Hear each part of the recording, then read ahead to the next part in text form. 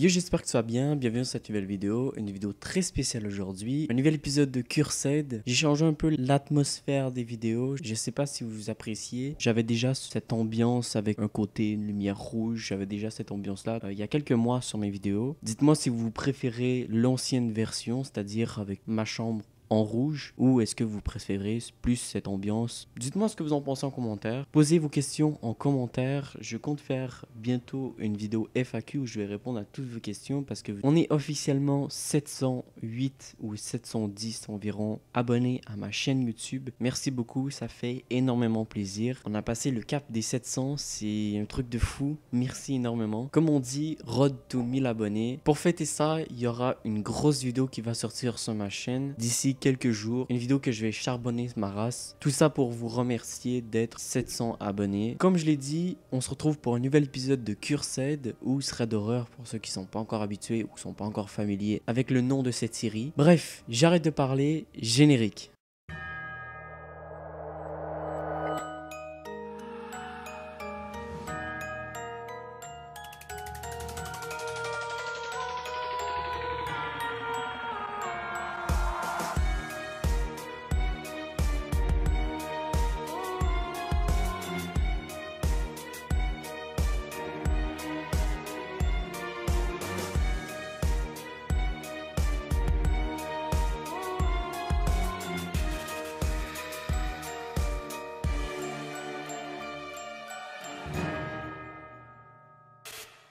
Le post que je vais vous parler aujourd'hui vient de Ingur. Avant de faire cette vidéo, je ne savais absolument pas c'était quoi Ingur. Bizarrement, je suis tombé sur cette histoire sur internet et je me suis un peu plus informé que c'était en gros Ingur parce que je savais pas c'était quoi. En gros, pour ceux qui savent pas qu'est-ce que Ingur, c'est une plateforme dans laquelle tu peux héberger des images. C'est un peu une extension à Reddit. Mais si je vous parle de Ingur aujourd'hui, c'est parce que il y a un post en particulier qui a retenu mon attention. Ce post s'appelle What the Hell. Random Guri nous partage premièrement une photo d'une dent. Alors laissez-moi vous introduire la mystérieuse mais horrible histoire de cette dent. Mais tout d'abord, un petit background s'impose. Guri est un compte ayant posté déjà plusieurs photos auparavant et qui a continué à poster après cette photo. Ce qui nous montre c'est probablement pas un fake. Laissez-moi donc vous introduire le sujet.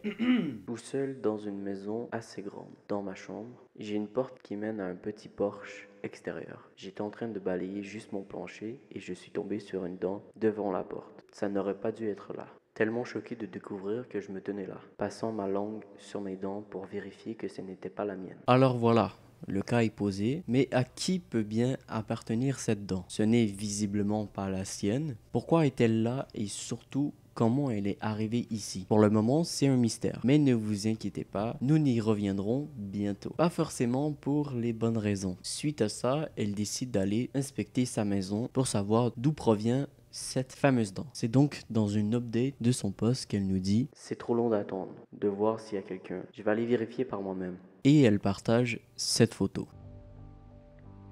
Ainsi, elle décide d'attendre plusieurs heures en silence, écoutant le moindre son qui pouvait être entendu, probablement apeuré, qu'on comprend évidemment. Mettez-vous dans sa peau 2 secondes. Elle décide de nous raconter la suite dans son étrange périple. D'aussi loin que je peux voir, il n'y a personne. Je vais essayer d'obtenir une plus grande échelle et une meilleure lampe torche. Si jamais, pour information, je fais partie des forces de police. Je suis entraîné. Mais je reste une petite femme, au milieu de nulle part. Suite à cette mise à jour, on n'apprend pas grand chose, à part le fait qu'elle n'est pas totalement sans défense. En gros, incapable de se battre. S'il y a un méchant monstre dans son grenier, elle va être capable de se défendre. Voilà. Cependant, elle reste seule. S'il y a effectivement quelqu'un dans sa maison, ça risque de devenir problématique. Suite à ça, elle fait une update à son poste qui nous dit « Quelqu'un est en effet dans mon grenier, mais il n'est pas là pour le moment. Chose trouvée, 8 bières à verre, certains de mes objets personnels et un billet de 20 $.